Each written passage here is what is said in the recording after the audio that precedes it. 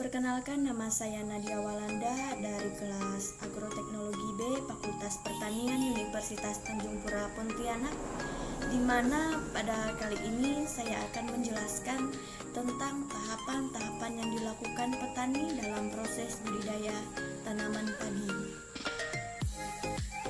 Dalam proses budidaya tanaman padi, tahapan pertama yang dilakukan yaitu pengolahan tanah, di mana pada kali ini saya akan menjelaskan pengolahan tanah menggunakan alat mekanisasi yaitu traktor tanam atau biasa disebut traktor.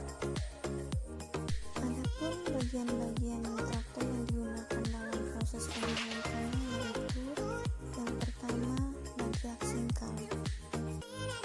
Bajak singkal ini digunakan pada tahapan awal pengolahan tanah. Nah, bajak singkal ini berfungsi untuk mendorong, membalikan, memecahkan tanah serta membenamkan sisa-sisa tanaman ke dalam tanah. Tanaman yang dibenamkan dapat menjadi pupuk kompos bagi tanaman budidaya, khususnya pada tanaman padi, sehingga tanaman padi dapat tumbuh dengan baik dan optimal. Nah, pada tahap yang kedua kita menggunakan bajak rotari. Bajak rotari ini digunakan untuk memecah bongkahan tanah dari hasil pembajakan singkal. Namun, pada tanah yang berlumpur atau lembek, pengolahan tanah bisa langsung menggunakan rotari tanpa harus menggunakan bajak singkal terlebih dahulu. Nah, pada tahap yang terakhir yaitu menggunakan bajak garu. Bajak garu ini berfungsi untuk meratakan permukaan tanah setelah proses menggunakan rotari selesai.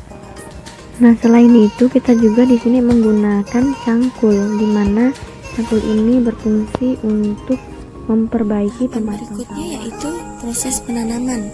Setelah padi berumur 20-25 hari setelah tanam, padi yang disemaikan tersebut bisa dipindahkan ke lahan tanam. Cara yang paling efektif adalah dengan mencabut semua tanaman dari area persemaian, mengikat beberapa genggam jadi satu, dan menempatkannya pada petakan sawah secara terpisah. Pola tanam yang digunakan petani yaitu jejer legowo 1:4, yang artinya penanaman yang memiliki 4 barisan, kemudian diselingi oleh 1 barisan kosong atau lorong, dan setiap barisan pinggir mempunyai jarak tanam setengah kali jarak tanam barisan tengah, dengan jarak tanam yang ideal yaitu 25 dikali 25 cm antar tanaman.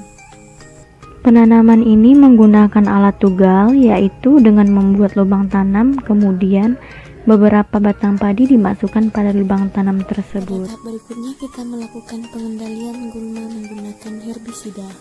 Herbisida yang kita gunakan adalah herbisida serendi, di mana herbisida serendi ini merupakan herbisida sistemik pra dan purna tumbuh berbentuk tepung yang larut dalam air berwarna putih untuk mengendalikan gulma daun lebar, gulma daun sempit, dan teki pada tanaman padi. Adapun tahapan dalam pengaplikasian herbisida ini, yang pertama membagi dosis, kemudian dosis yang telah ditentukan tersebut kita campur dengan air hingga larut, dan yang ketiga itu kita memasukkan hasil dari larutan herbisida tersebut ke dalam tangki penyemprot.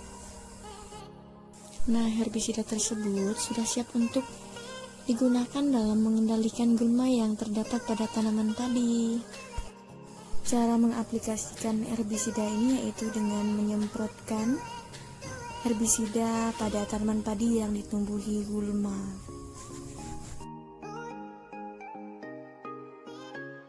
Nah, pada tahapan selanjutnya yaitu kita melakukan panen. Cara panen tanaman padi yaitu dengan memotong tangkai padi menggunakan arit.